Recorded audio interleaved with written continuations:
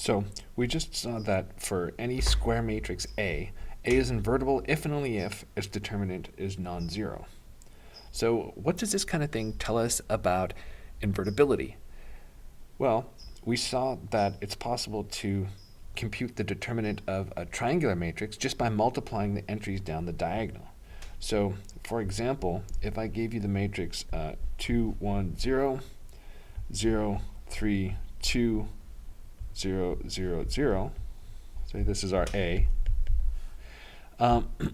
then you immediately know that A is not invertible. And this is because if you go to take the determinant, since this guy is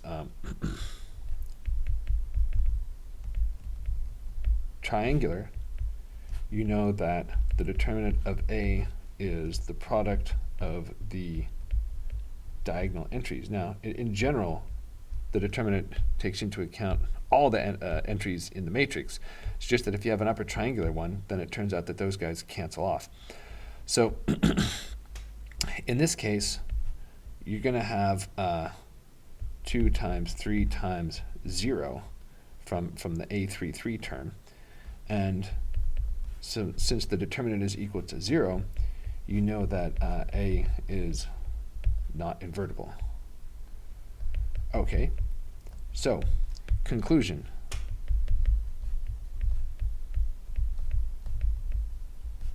If A has a row of zeros, then A is not invertible. Okay, well, that's no news at all. We already know that because if A has a row of zeros, then we know that the reduced row echelon form of A is not the identity. And from our characterization of invertibility theorem, that implies that A is not invertible. So that's by characterization of invertibility theorem. Okay, so we already knew that.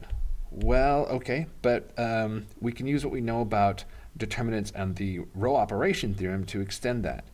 So, for example, if I were to take, say we had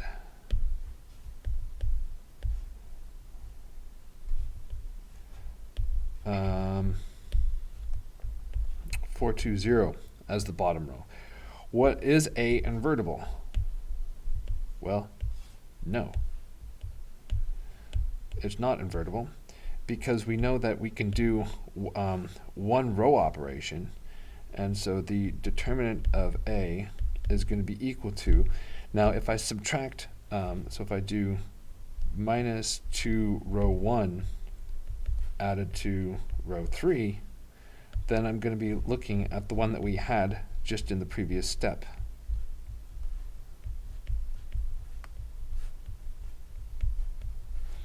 So the determinant is going to be equal to 0 again. Okay, so we started off with this conclusion that was not so useful because we already knew that if A has a row of zeros, then A is not invertible. But now we've generalized it.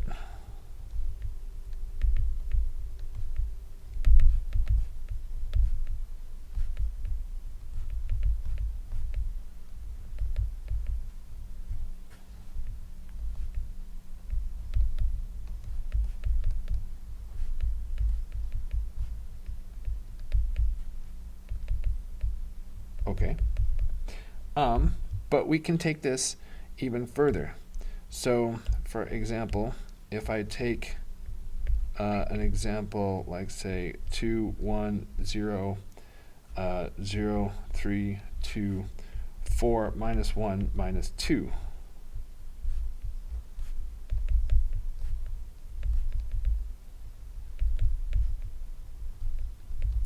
Is A invertible?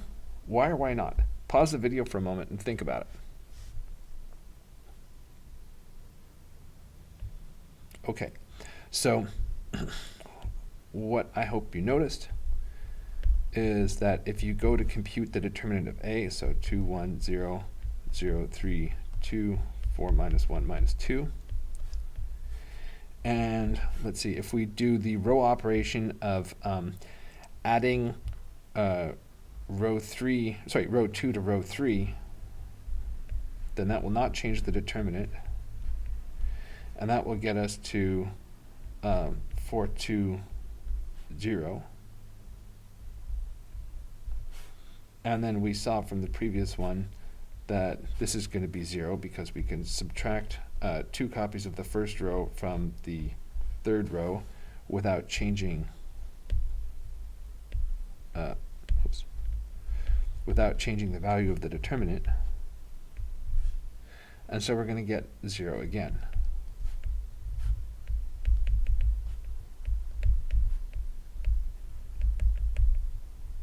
Okay, so what do we have here? Well, the key point is that this third row right here, this is actually 2 times row 1 minus row 3. So in the jargon of the course, we have that one row, row 3, is a linear combination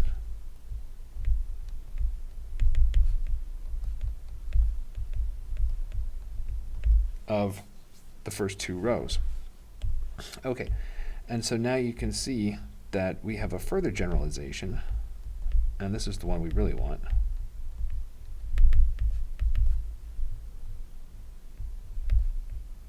If one row is a linear combination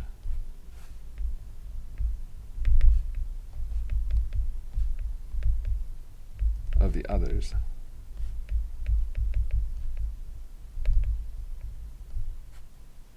whoops, and oh, I just ran out of room. There we go. Sorry about that.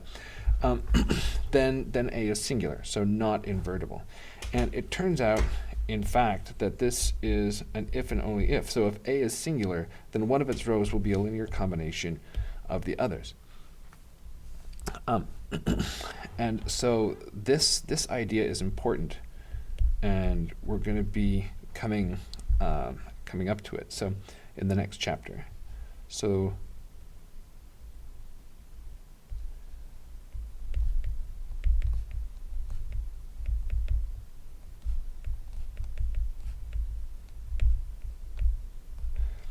a set of vectors is linearly dependent.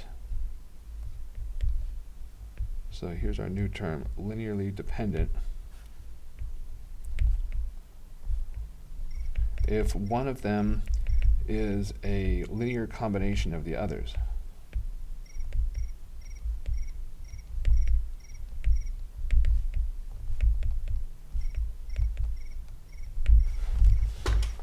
Okay, and then we say that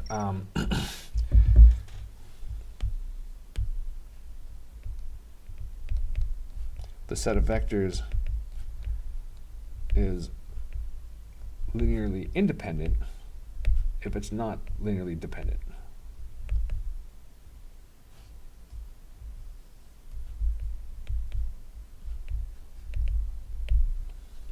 And so the key upshot that we can take away from all this is that A is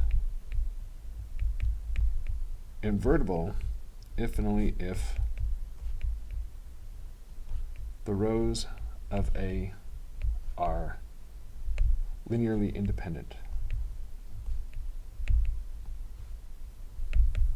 So none of them can be written as a linear combination of the others.